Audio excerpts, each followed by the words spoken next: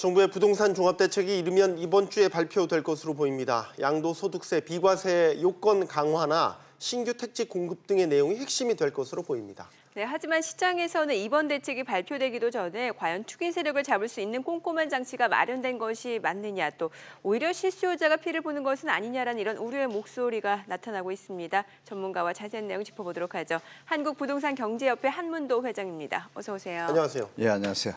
파리치 대책을 발표한 뒤에 지금 추가 부동산 대책이 발표를 앞두고 있습니다. 그런데 네.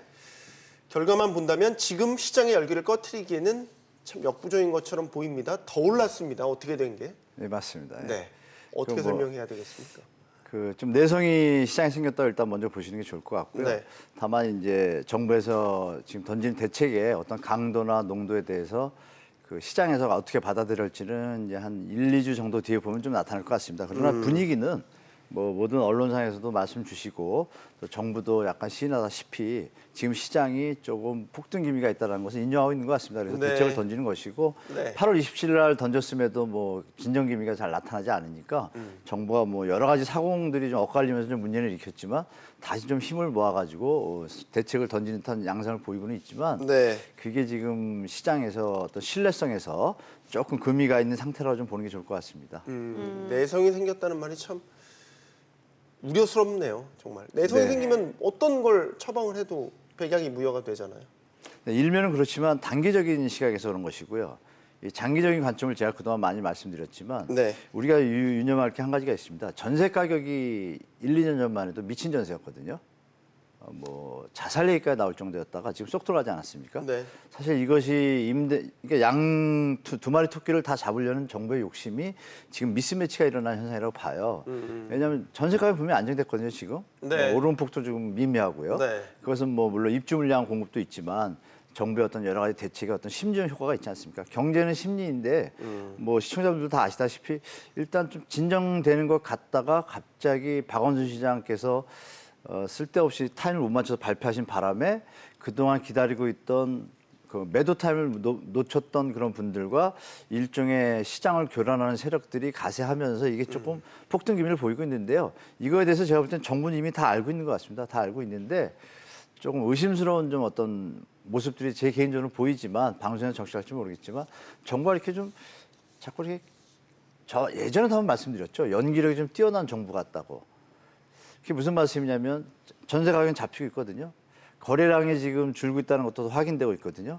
그럼 이 현상이 마무리가 어디일까 볼 때 소득주도 성장을 지금 뭐 소주방, 별명이 소주방이 생겼던데요. 소득주도 성장 3인방.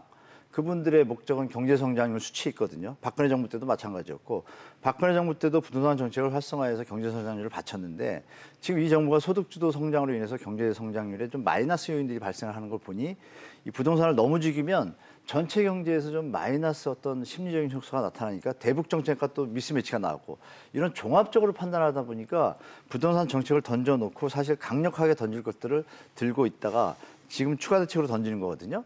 추가 대책에 던지는 것 중에 그나마 효과가 있을 게 한두 가지는 있습니다. 있는데 이것이 시장에 녹아내려면 그동안 지금 여러 번 좀 실수를 했기 때문에 좀 시간이 필요하죠. 그 시간을 정부에서 연기를 하는 게 아닌가 하는 그런 생각이 들 정도로 저는 좀 개인적으로 정부의 네. 어떤 행보가 조금 문제가 있다고 좀 개인적으로 보고 있습니다. 알겠습니다. 자, 지금 뭐 일단은 추석 전에 수요 공급 총망란 종합 대책이 나올 것으로 지금 네. 예고된 상황인데 일단 유력하다고 일컬어지는 대책을 좀 하나씩 짚어봐야 될 것 네. 같아요. 자, 먼저 투기 수요를 차단하기 위해서 양도소득세, 비과세 요건 강화가 유력시 되고 있는데 뭐 결국에 정부의 의도는 갭 투자를 속아내서 가격을 안정화시키겠다 이런 의도 아니겠습니까? 네, 맞습니다. 예. 지금 뭐 중요한 것들을 던져줬죠. 그 2년 거주 요건을 3년 거주로 던지겠다는 요건하고 또 이제 일시적 1가구 2주택자에 대해서 이 보유 기간을 3년 이내, 이게 종전주택을 3년 이내에 새 주택을 취득한 뒤에 매도를 하셔야지 양도세 비과세가 적용이 되는데 네. 그 기간을 2년으로 줄였어요. 그래서 뭐 일설에서는 뭐 2년에서 3년으로 거주 기간을 늘리면 이사 기간만 늘리는 거 아닌가 하는데 사실 이게 깊은 뜻들이 많이 들어 있습니다. 그래서 기억하시는지 모르지만 시청자분들한테 제가 이거 1년 전부터 드린 말씀이 이제 나온 거거든요.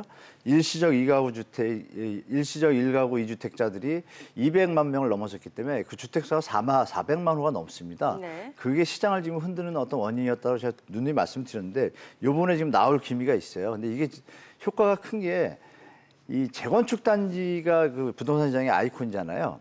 이 부동산 시장에서 재건축 단지에 계시는 분들은 아시겠지만 투자자분들은 잘 아실 거예요.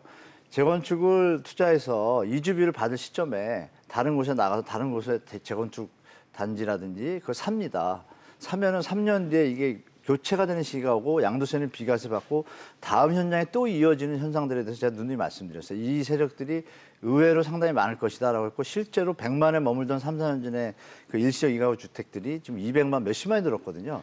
이거 시장에서 좀 먹어들었는데 지금 정부에서 이걸 지금 이제 던졌어요. 던져서 뭐 이사주기가 3년으로 느는 거 아니냐. 일가구 주택자들은 그건 이제 부동산 시장이 안정이 되죠. 3년이라는 것은 우리나라의 그 교육제도가 3년제 아닙니까? 이사주기가 3년이면 빈번한 어떤 뭐 가소가 생길 일이 없어요. 딱 자기 자녀들에 대해서 3년 단위로 시장을 갈 것이고 예를 들어 주택임대보호법까지 만약 2년이나 3년을 맞췄다 그러면 시장의 안정 효과가 크거든요.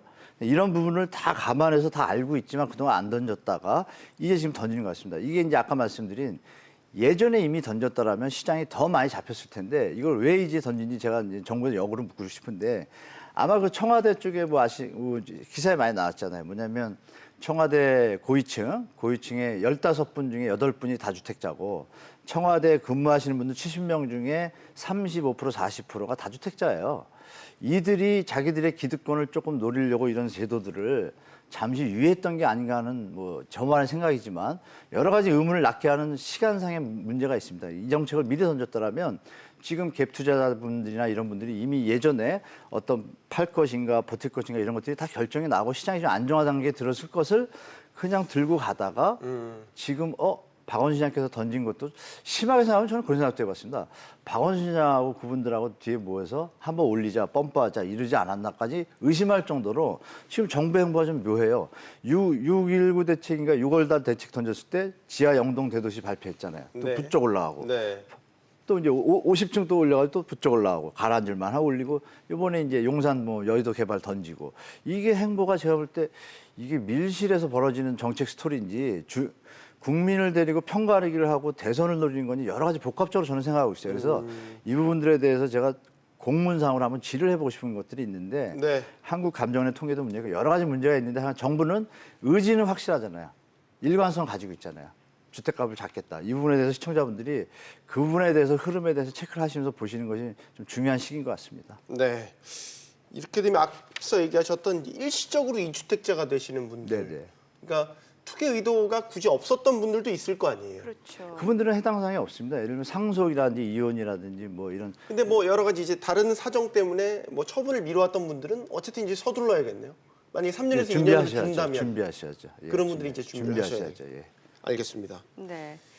자, 그리고 보유세 강화 검토 얘기도 나오는 것 같아요. 그런데 사실 보유세 카드가 별 효과가 없었단 말이죠. 이게 뭐 기대보다는 고강도가 아니었다라는 시각도 있는 것 같고 전혀 규제책 아니었죠. 자체가 그렇게 효과가 없다라는 시각도 있는 것 같고요. 당연히 없죠. 공시 가격 현실화도 아니고 공정 가격 높인 것도 아니고 아무것도 없이 그냥 액션만 하고 시장에 도리어 그래봤자 거기 수준이구나라고 하는 착각을 일으키게 하고 시장에 그리고 청와대 다주택자들이 많다는 걸 제가 말씀드렸지만 그 부분이 결부되다 보니까 이게 묘하게 상황이 연출이 되는 거예요. 그러니까 이제 다주택자분들이라든지 투자했던 분들이 같은 입장이구나. 그래 액션하고 뭐 이렇게 좀 오해할 수 있는 걸 던져준 거죠. 이런 부분들 때문에 보유세 강화 뭐 이해찬 총리께서 갑자기 뜬금없이 타임도 안 맞게 옛날에 다 했던 것을 다시 툭 던지고 립섭 이런 부분들이 이제 엇박자가 나면서 뭐 이낙연 총리가 좀 마무리했지만 마무리하고 나서 또 뭐 쓸데없는 행동들이 나온다면 진짜 신뢰를 잃겠죠. 그래서 보유세에 대한 부분은 거래세랑 같이 다뤄져야 되는데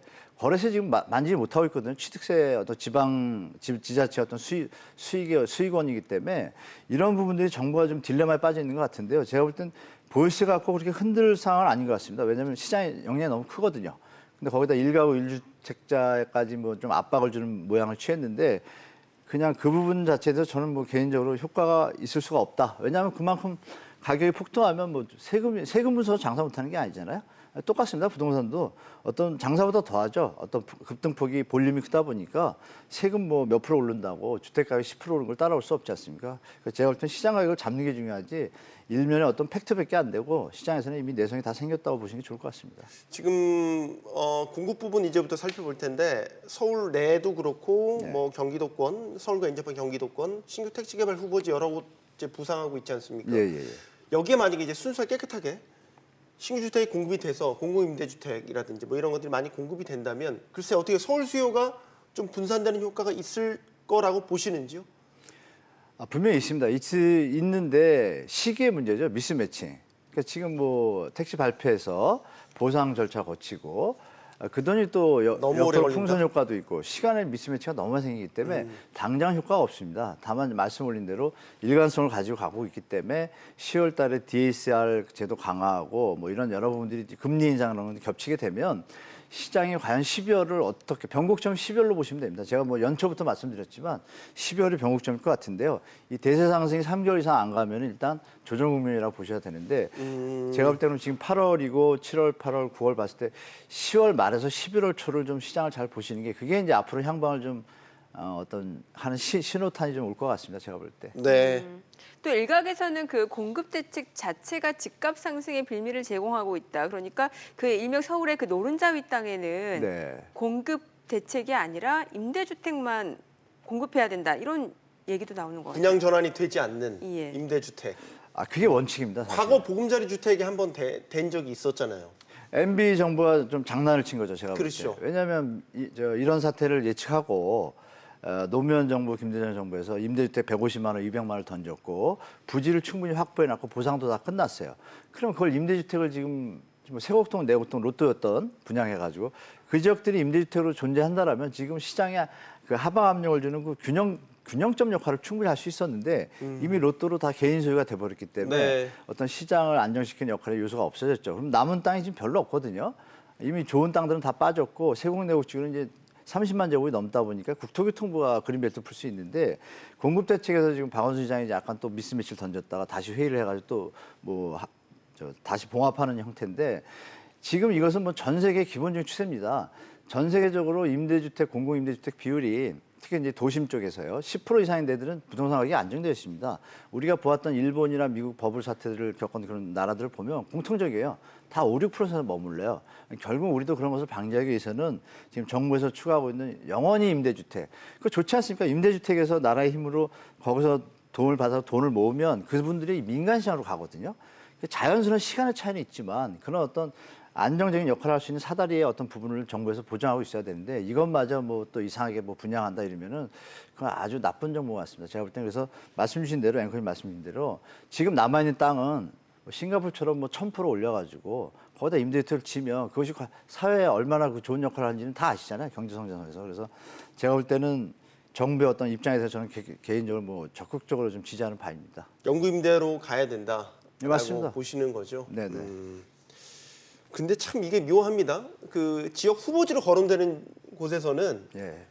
투기가 벌써 일어나는 곳도 있고 네. 또 그 안에 지역 주민들은 신규 공급 주택이 많아지니까 네. 뭐 공급이 많아지니까 집값 떨어지는 거 아니야? 그러게요. 또 이런 걱정되죠. 볼멘 소리도 나온다고 하고 네, 맞습니다. 참 어렵네요. 여러 가지 이해관계들이 복합적으로 얽혀 있네요. 그 안에.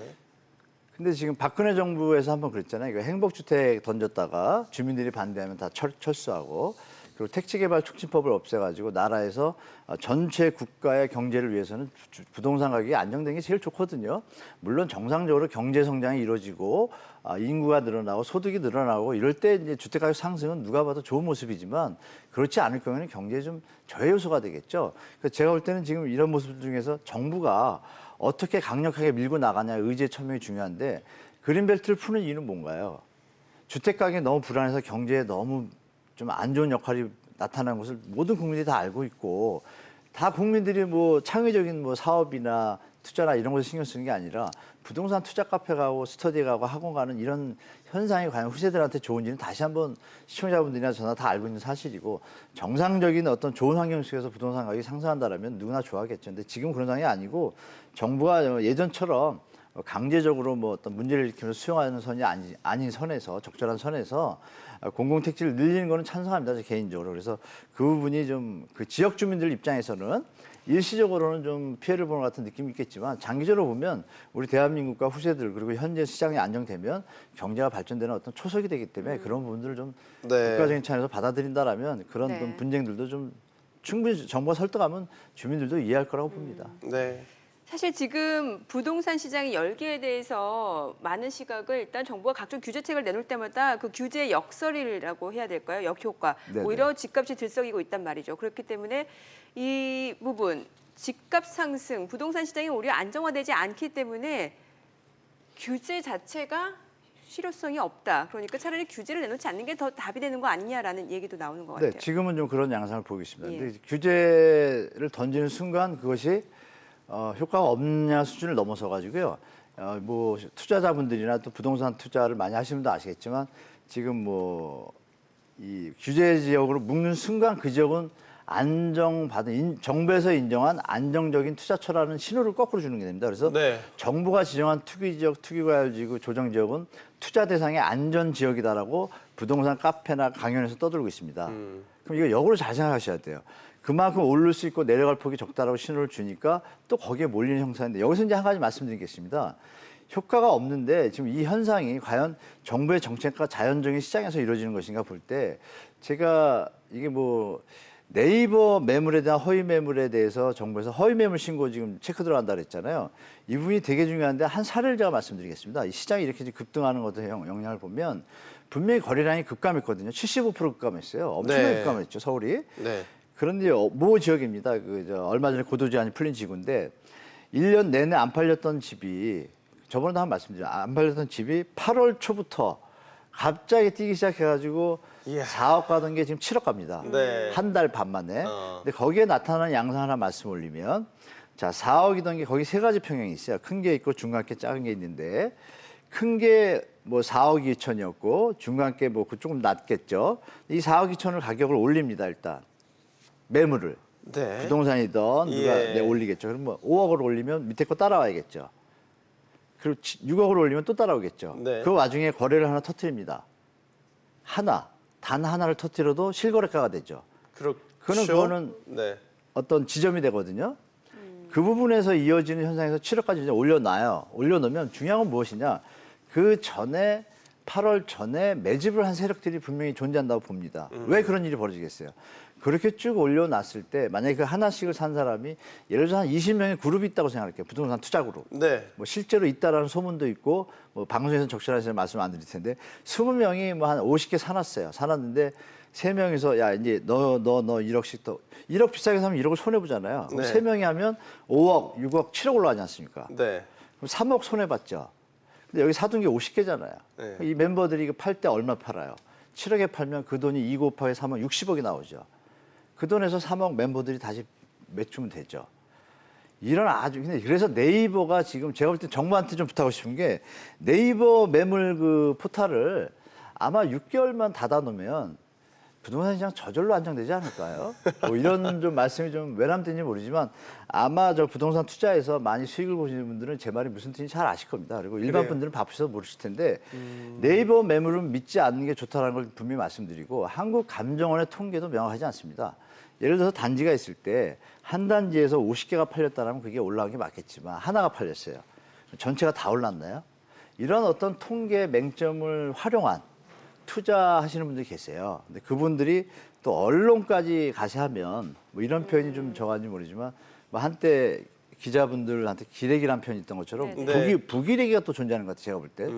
어느 한 날 보면은 어느 지역에 대해서 뭐 막 올리잖아요. 그럼 네. 거기에 대해서 좀 일반 시민들이나 구독하는 분들이 균형점을 찾을 수 있는 정보들을 균형 있게 절대 보도를 안 하거든요.